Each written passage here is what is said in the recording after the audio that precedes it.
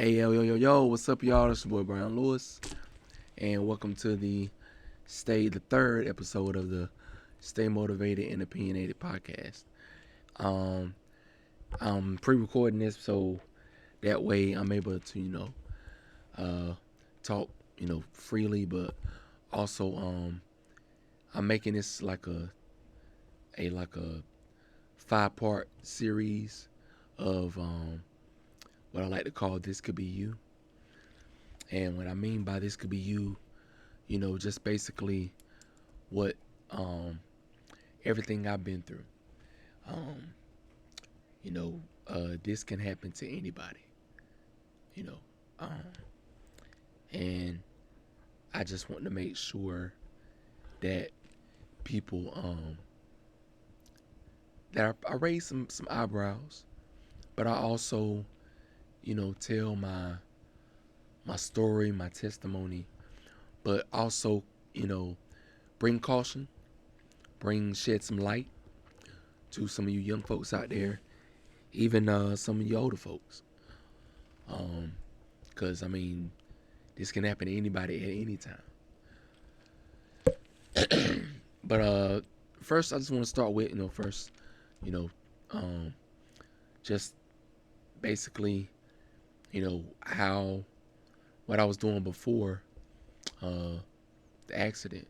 Um, I was regular, grew up two parent home, good parents. Of course, how everybody know I was adopted.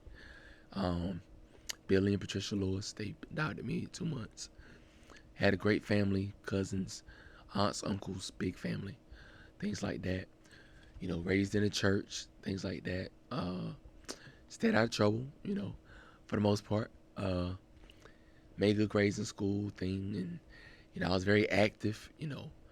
Um, I was diagnosed with ADHD young as a child. Um, I used to get picked on as a child too, because of that, and um, because of my smile, because I didn't have the pretty white teeth you see now. Um, but regardless of that, things I went through, it made me tough. Um, my mom, she survived breast cancer. I remember I used to, when I would come home from school, get off the bus, 8 years old. This was like 98, 99. And I would just always, uh, when I would get home, put my backpack in my room, go heat up some soup, get some crackers, get her medicine, and just really make sure she had everything she needed. Um, because, you know, I'm only 8 years old, so I wanted to make sure I did everything I could to help her, because I knew she was struggling. I didn't quite understand what she was going through. I knew she was going through what my grandma went through, because my grandma Bernice, she ended up passing away from breast cancer. It spread through her body, but thank God my mom, she survived it. But she ended up having to retire because she couldn't work no more, so she ended up getting this disability. But so she became a stay-at-home wife, stay-at-home mom. But I just like I said, the things that I went through, seeing some of my dad's struggles. He had a lot of back problems, but he always went to work. Always went to work. Other than if he wasn't able to go to work, there wasn't a day I didn't see that man go to work. Same with my mom before she got cancer. And I was just, I was raised to respect women, always open the door for them. I never saw my parents fuss like in front of me. If they fussed, it was always in their room. They would always tell me to go to my room or anything like that. But like I said, it was always, I was raised in a loving home, basically. I saw what marriage is supposed to be. There was ups and downs, but never did I go without anything. Food, clothes, shoes, whatever I wanted, toys. I mean, I was the only child. Um, of course, before me, my parents had my sister, Brandy Rashonda Lewis, but she died at birth. Then they got me at 2 months, gave me my name, Bryan Rashawn Lewis. Um, my mom wanted me to have my dad's initials. His name is Billy Ray Lewis, so she wanted me to have his initials. And then they wanted me to grow up with a sibling, and and I have a little brother, but he died at birth too, Terrence Terrell Lewis. Call him TT. Um, but I mean, I still had my cousins and friends around the neighborhood, school friends, church friends. But like I said, I was raised with love and everything. And then once I grew up, started playing football, youth football. I liked it a little bit, not too much. I mean, I love football, but um, basketball was really my thing. Like, you know, once I started playing the youth leagues, and um, you know, I they saw that was like, hey, he's pretty good at this, so let's keep him in this. And I started doing more youth leagues, AAU, things like that, from ages like 10 to 13. Um, and then uh, I was just always active in church, in the choir. Uh, my parents got me my first drum set. They bought me my first keyboard when I was 1. They bought me my first drum set when I was 2. So, and my dad played the bass guitar. So, and my mom was in the choir. So I was always, around music. It was like never a time where I wasn't around music. My dad was always playing, James Brown, Michael Jackson, John P. Key, Kurt Franklin, Shirley Caesar. Well, my mom played Shirley Caesar. Uh, Donny Hathaway, Al Green, Marvin Gaye, Anita Baker. Uh, um, my mom was even into some of the 90s stuff, SWV and Escape, and there wasn't really much rap. I mean, other than maybe uh, um, Kool Herc, maybe EPMD, Eric B and Rakim, um, I'm trying to figure out who else. Um,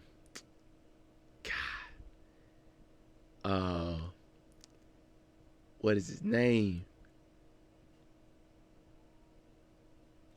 God, I can't think of it.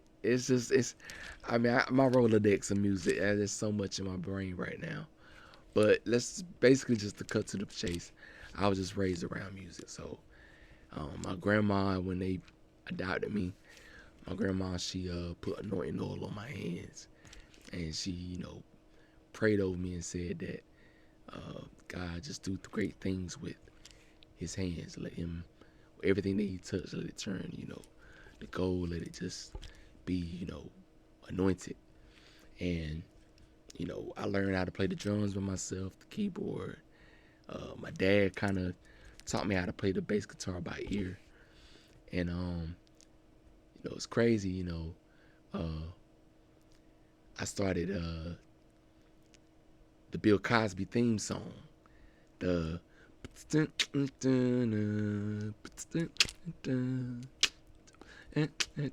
that season. I think it was the second season, second and third season intro. That's what I used to learn how to play the drums with. And you know, we ain't gonna talk about Bill Cosby, but anyway, but that's what I used to play the drums with. And my mom had they loved Bill Cosby religiously. They would record every episode, but they hated whenever the intro come on, cause I'd come running from my room, pull them drumsticks out, and just start going ham on the drums. But yeah, man. I was just, normal kid. Had a lot of friends.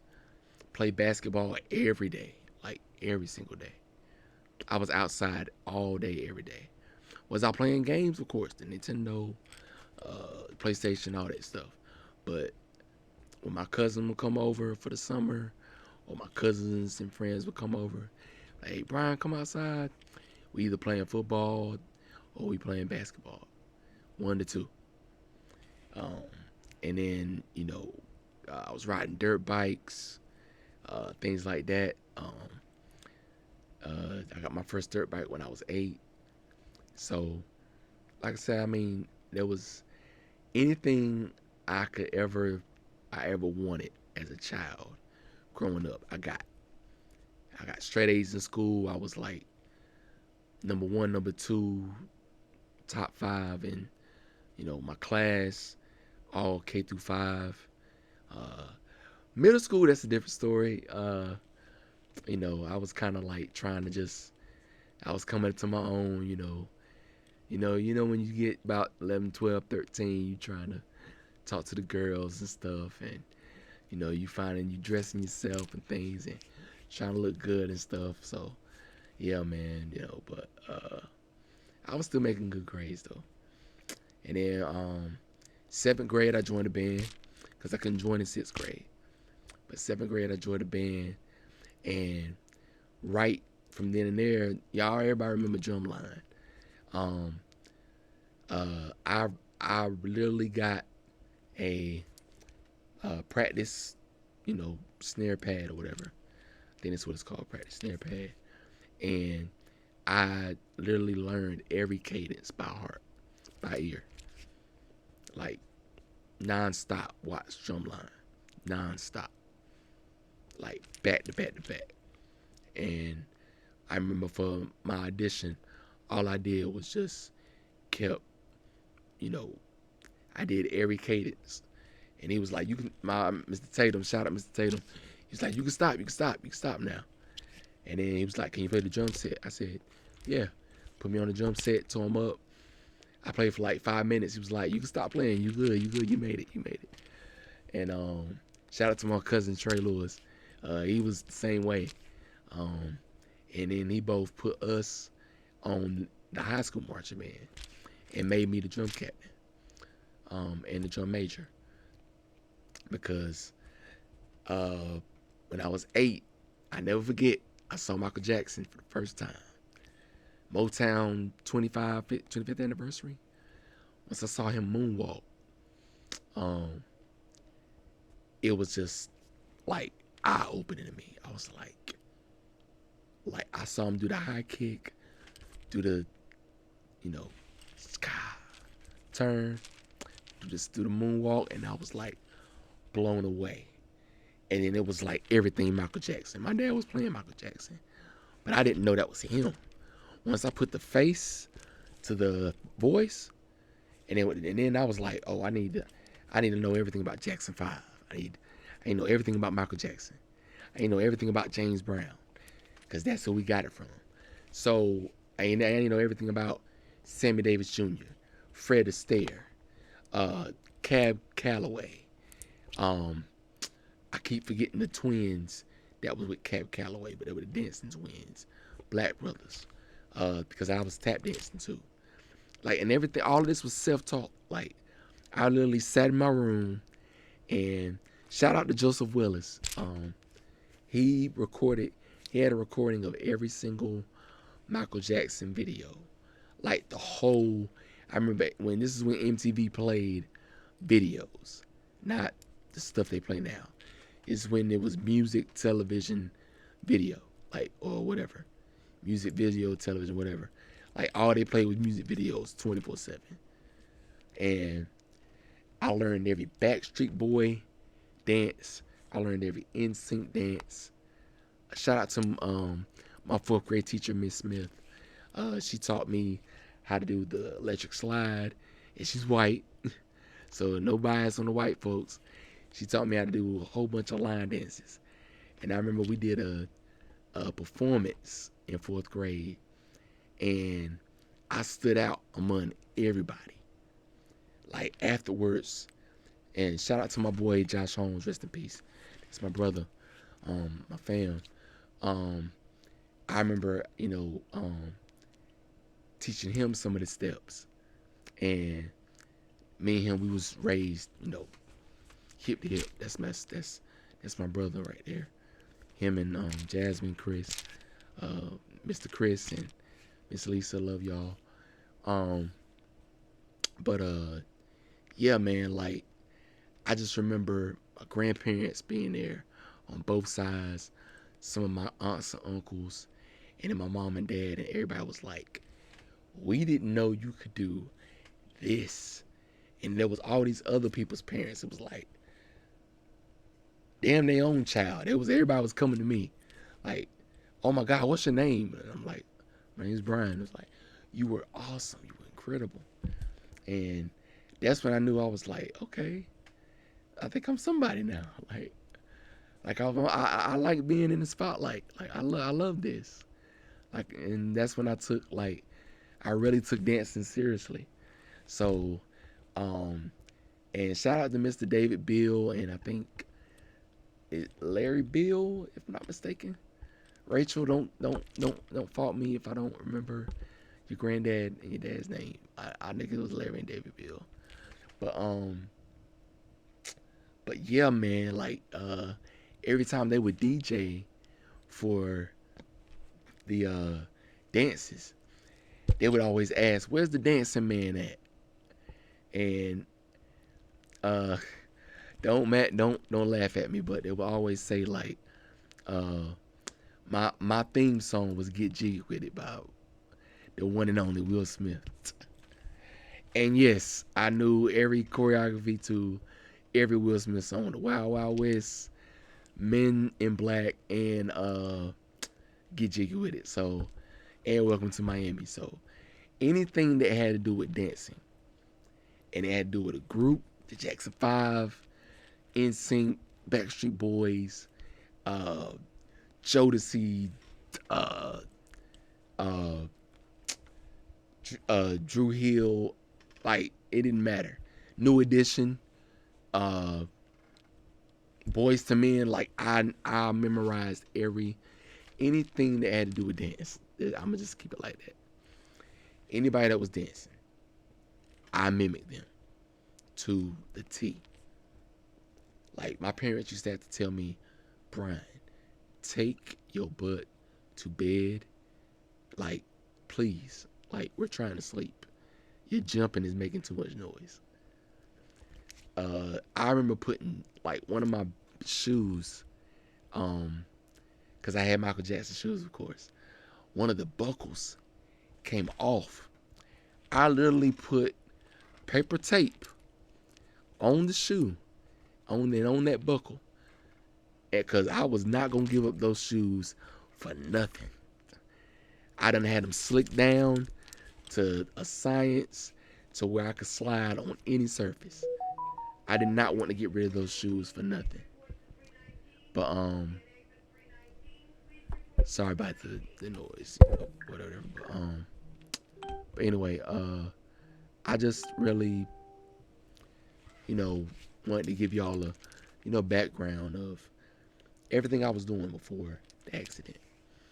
Once I got in high school, like I said, I was still in the marching band from 7th, 8th grade, 7th through 12th.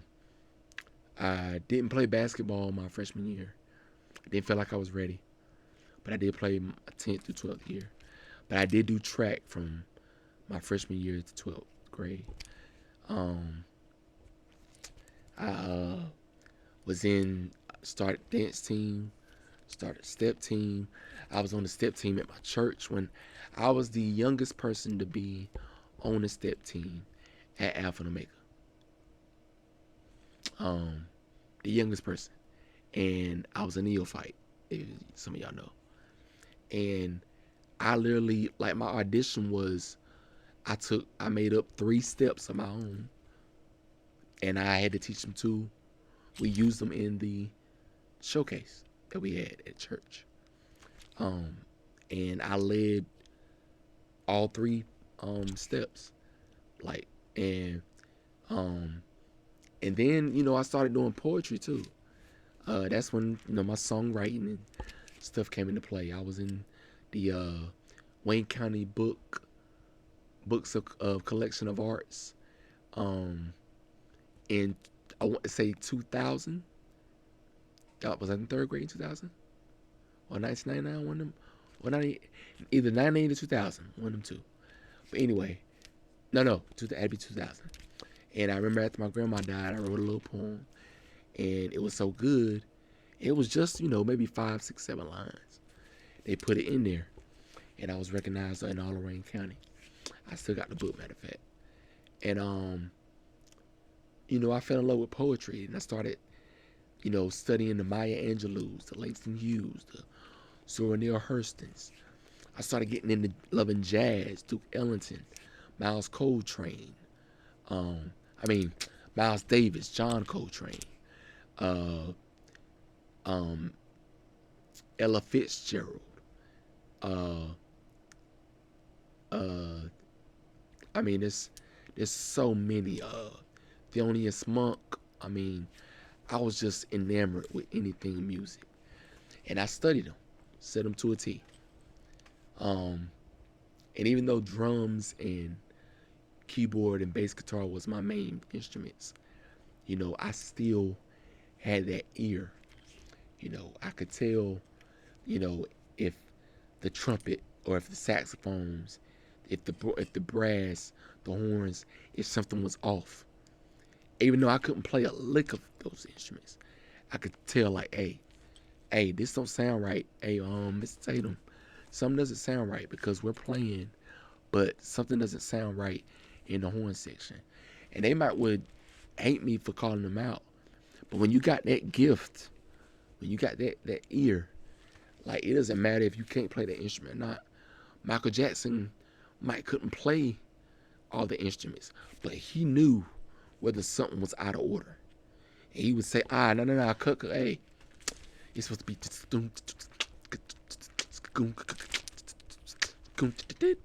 He would tell his band like, hey, this is how it's supposed to go. I know my music. I know when me and Quincy produced it. I know what's supposed to go where. So that's how it was. And that was part of my ADHD too.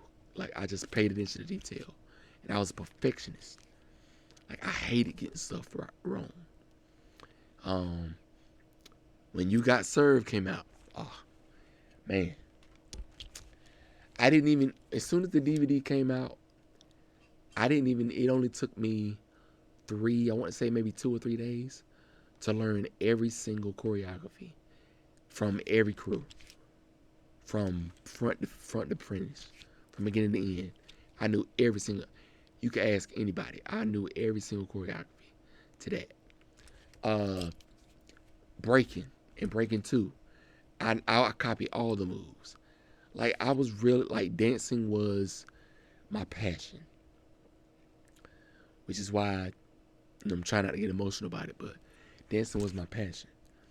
And so all through high school, all through middle school, all everybody knew was Bryan Lewis, don't battle him. Like that boy can dance. Everybody knew, hey, he can sing, he can dance. And then once I started rapping, I had my own rap book published by the time I was 12. And I remember I was writing gospel raps. I started out as a gospel rapper. And yes, cliche, my name was Christian Soldier. I was Soldier before Soldier Boy was. I'll say that. Because my name was Christian Soldier. Soulja. But I mean, it was just amazing how, music was just my getaway. When I was mad, if I was happy, I was sad, whatever it was, music was my getaway. Playing games, I'm listening to music.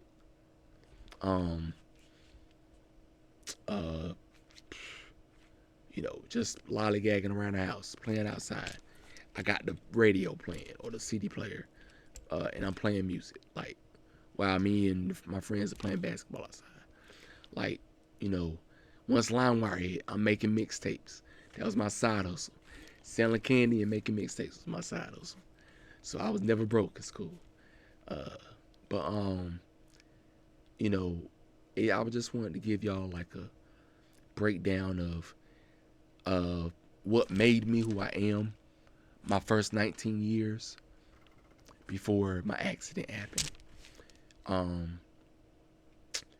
all through high school, like I said, I was known. I joined the chorus in ninth grade. I remember coming up in eighth grade and auditioning, and I sung. What did I sing? I sung "You Remind Me of a Girl," and I remember uh, the like older girls, like seniors, juniors, that was there. You know, I was already like, you know, I knew that was my target audience, the ladies. So I had to.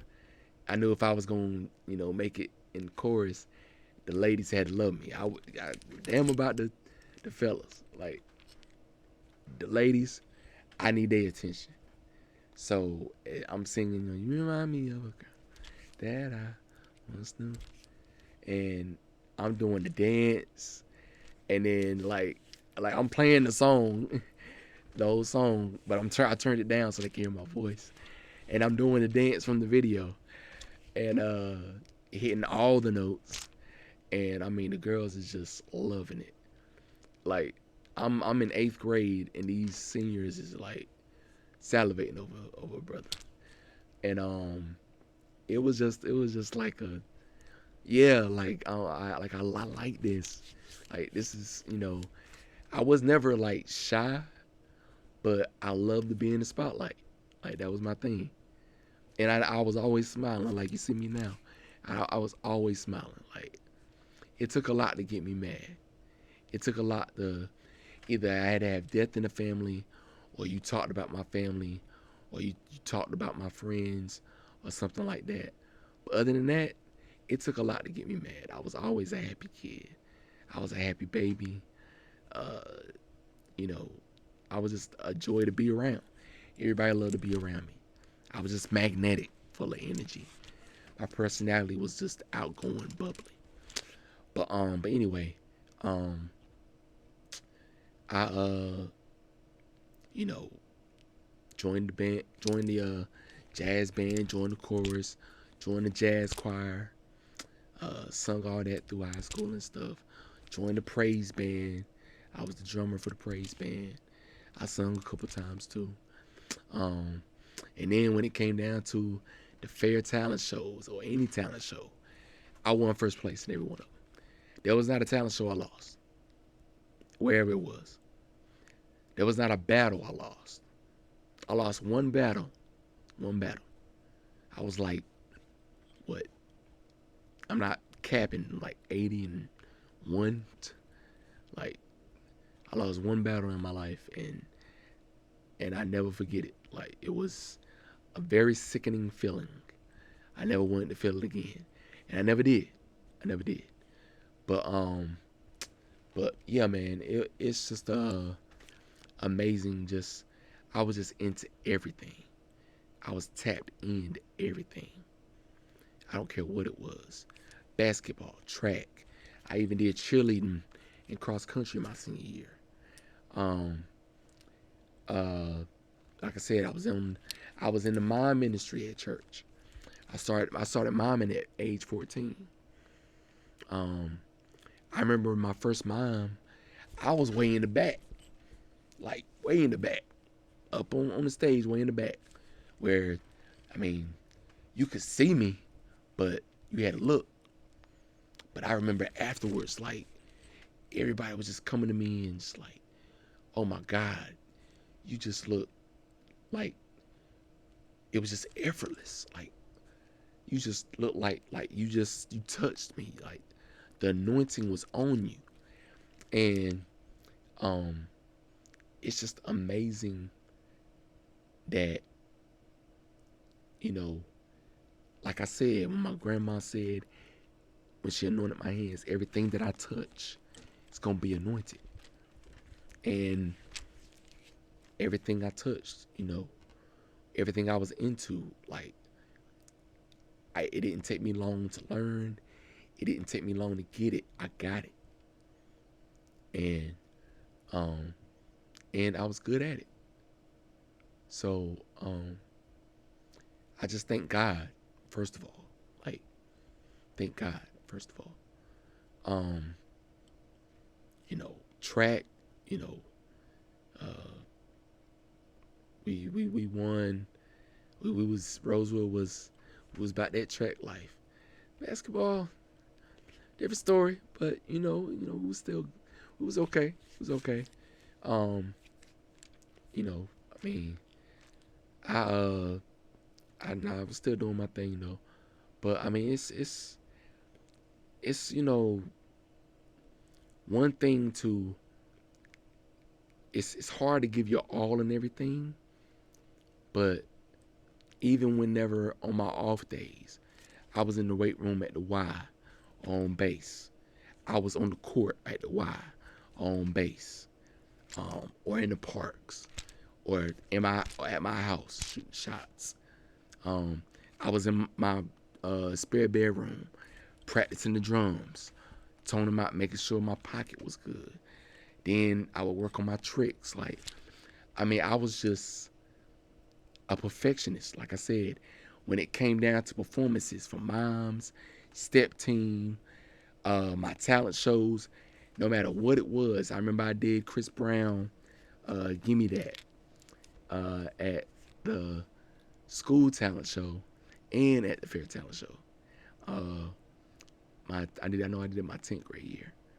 And I dressed up in a suit, just like Chris Brown, did the whole choreography in the video, in the remix and the version where he does "Excuse Me, Miss" and it goes into "Gimme That." I did that whole choreography. I remember doing Omarion's touch choreography at a talent show from his BET Awards performance. I added in my own stuff, but I mimicked him as well. Anything Omarion, anything Usher.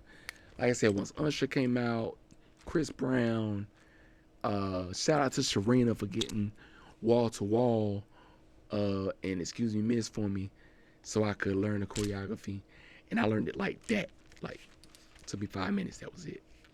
And then I made up my own dances. Like, shout out to Miss Nikisha Floyd and Infinity Plus 5 dance team. Avion, Tyrell, Bricks, Daraje, Lakia. Sorry if I get your name wrong. Shanice, Maisha, Reggie, Dimitri,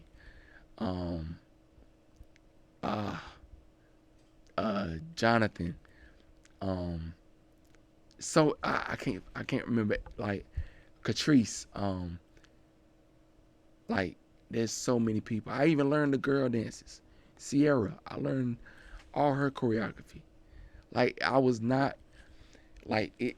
Like, I didn't mind dancing like a girl. Like, I would use that in a battle and clown the guy and use a move that Sierra did and then clown the guy. And if I battled a girl, I would use a girl move against her. That's just how in tune I was. And I'm gonna try to wrap this up because, like I said, it's a 5-part series, but I'm just trying to build you up to everything I was doing before the accident. I,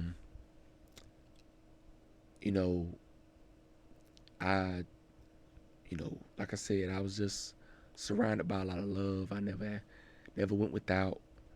Got my first job at McDonald's. Everybody loved me there. I remember meet my best friend Kiana there. Shout out to Kiana. She made me the godfather of her kids. and Kwame and TJ Wilson. Um, Everybody, shout out to all my Princeton folks out there. Which me and TJ, we went to church together. We was both on the drums together.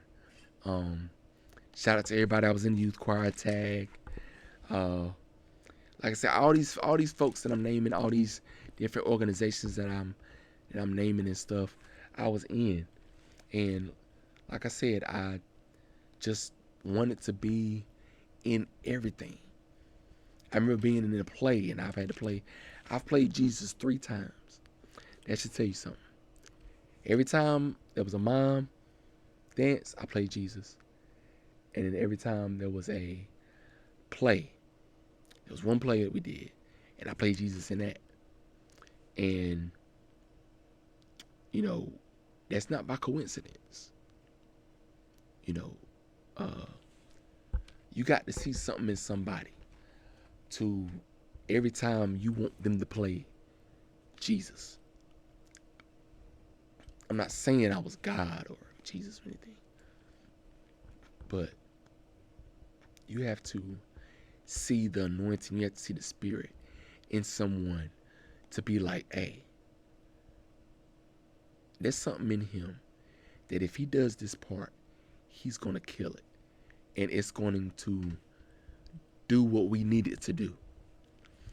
I also wrote my play. I wrote a play in like 45 minutes. Like, this is how much time I had on my hands, folks. None, but I made time. I wrote a play. I still got the play. It was like a 3-part play, and I still got it. And one day, I'm gonna get it, out there. I'm gonna get it out there. But yeah, man. Then I started recording. Started getting in the studio at age 15. Rapping and singing. Started, getting known locally, getting known across different cities with my dancing and my singing and my rapping, and songwriting too, because I was songwriting for people. And I got a chance to audition for So You Think You Can Dance. I forgot what season it was.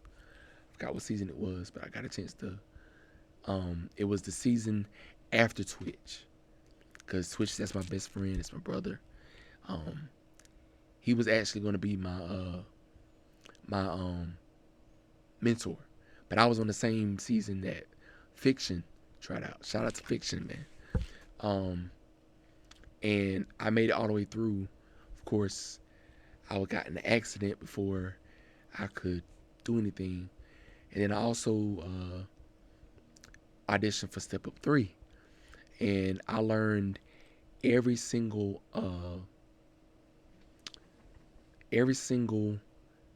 House of the was it a House of Dragons? No, not the House of Dragons. It was the good guys. I can't. They had all the sneakers in there, and those sneakers were fire. Like, those weren't no fake sneakers. All those sneakers were real. Like, you wonder where I get my sneakerhead fetish from. Like, that's part of it. But I was able to meet so many amazing people, including Twitch, Steven, rest in peace to Steven, Adam Savani. I had already known Tight Eyes. Shout out to Caesar, man. I met him when I was about 15, 16. I became a crump king on the east side. And I had to battle for my name, B-Tight. And I remember those crumping sessions were brutal.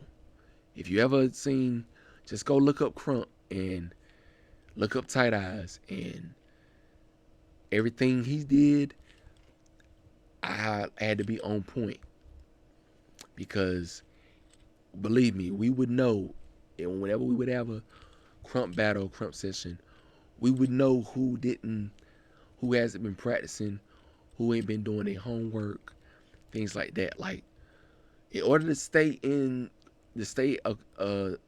Crump King, you were gonna get called out, and you had to have your stuff together. And I can honestly say I never lost my spot. Never lost my spot. Did I have to battle for my spot? Yeah, plenty of times. That's what call outs are for. And that's why I said when I lost one battle, and Leroy, shout out to you. That's who I lost to. I lost to my boy Leroy, and he taught me how to break dance. Matter of fact, um, if it wasn't for him, I probably wouldn't have got through most of those auditions at Step Up 3, because my b-boy, my breakdancing repertoire wasn't really up to par. But he definitely helped me out. So shout out to Leroy. But but yeah, man, like, it's just amazing how good God has been to me. I was able to go to Roy Williams basketball camp, get recruited by him while I was at the camp. That was actual. I was actually at the camp, and that was a recruiting visit. Um, it was either be a walk on there, or go on a scholarship for track and band at Winston-Salem State. And so, of course, I didn't want my parents to, even though UNC was my dream school, I didn't want my parents to pay for my college. So I went to Winston-Salem State. Shout out to the Rams. But circumstances with my father, he had open heart surgery, things like that. So I had to come back home and start working at Zaxby's. And Zaxby's was cool. That was shout out to Mr. Richard and Miss Lauren. I was the first person they hired at Zaxby's. Mind you, I was not in a suit. He always tells people I was in a suit.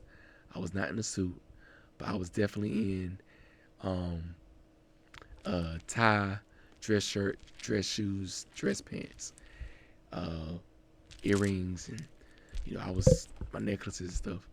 Watch, I was dressed down to the nines, and he didn't need to see my resume or anything. Had my hair cut, my little design in my head, and he saw me. He was like, "You're hired." I was like, "You don't need to see my resume?" He said, "No, you're hired. We'll be calling you."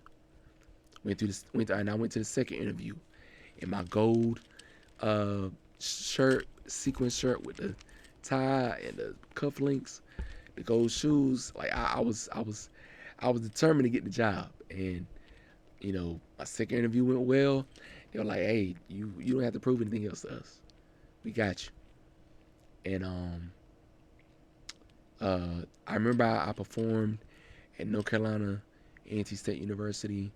I opened up there one time in '09 for a performance. That was my first time, like, actually performing in front of a crowd. Big, like, not a, like, was it like maybe three? Well, my first time performing in front of a big crowd was in 2010, but '09 was like my first time, like, performing singing wise, my own songs, and that was like, I say roughly about 3 to maybe 500 people. And I did 3 songs, had my backup dancers, did my own choreography, and it went well. Was able to meet Trey Songz. Who else was on that tour? Who else came to that show? It was Mario, Carrie Hilton. I think Swiss Beats was there. And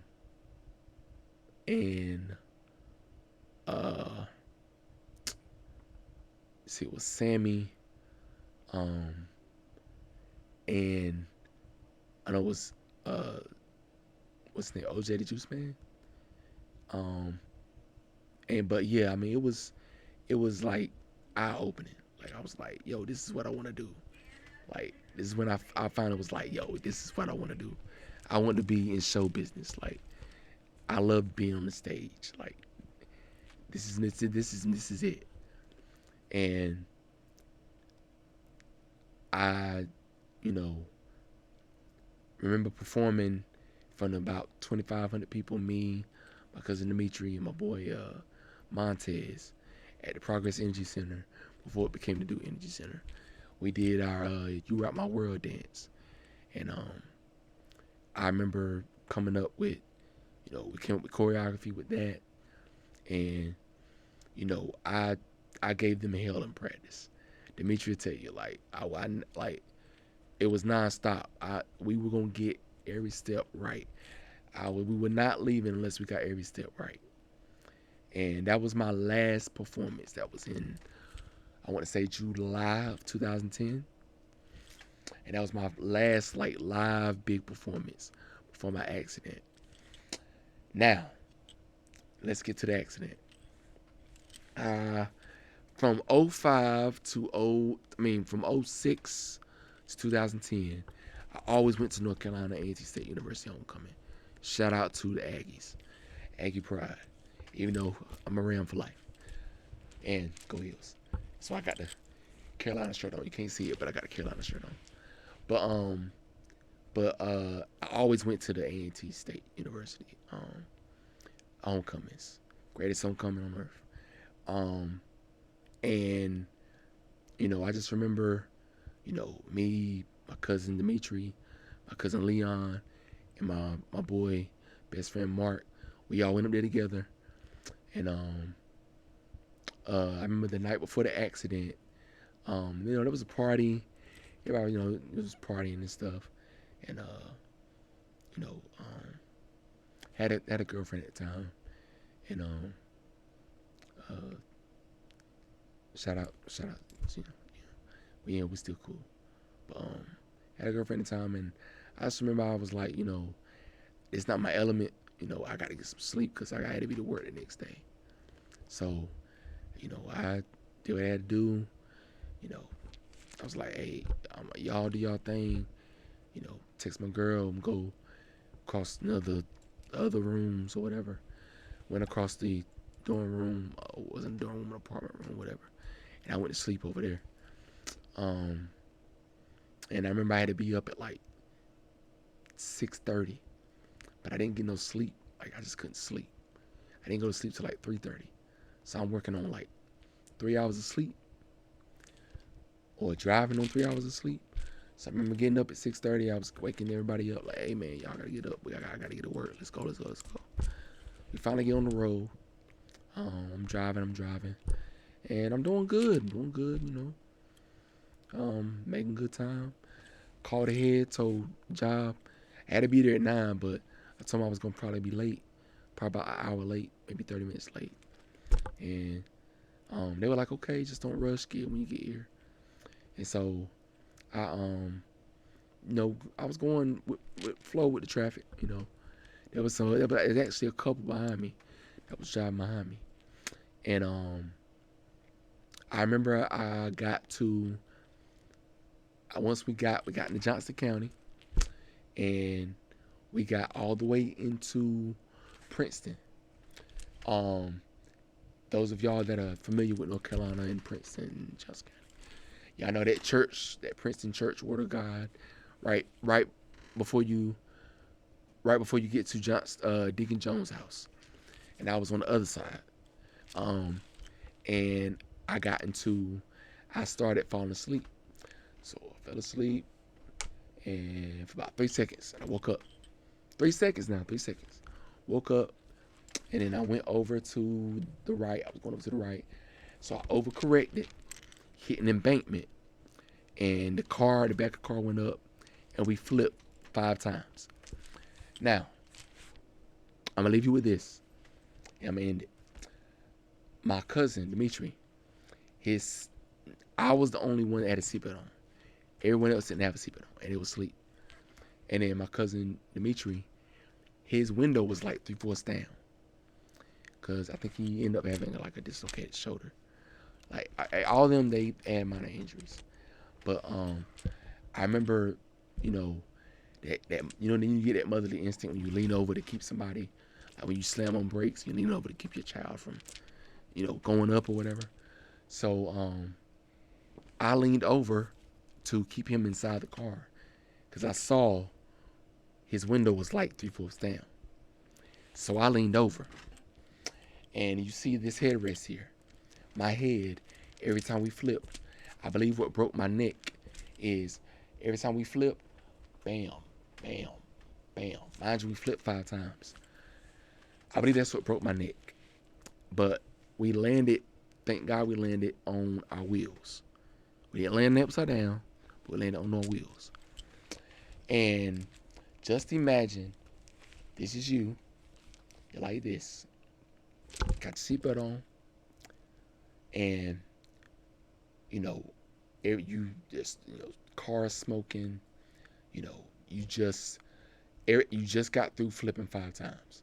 So now your mind is like, what the hell just happened? And I'm looking, I can't move.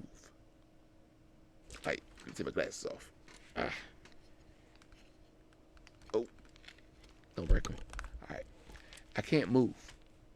So I'm like this. And I remember I was like, hey, Dimitri, Leon, Mark, y'all all right? Y'all all right? They're like, yeah, we good, man, we good. But I was like, hey, yo, the car's smoking. Get out the car, get out the car. So they hurry up and got out the car. And then I'm like, oh, shoot. I can't move.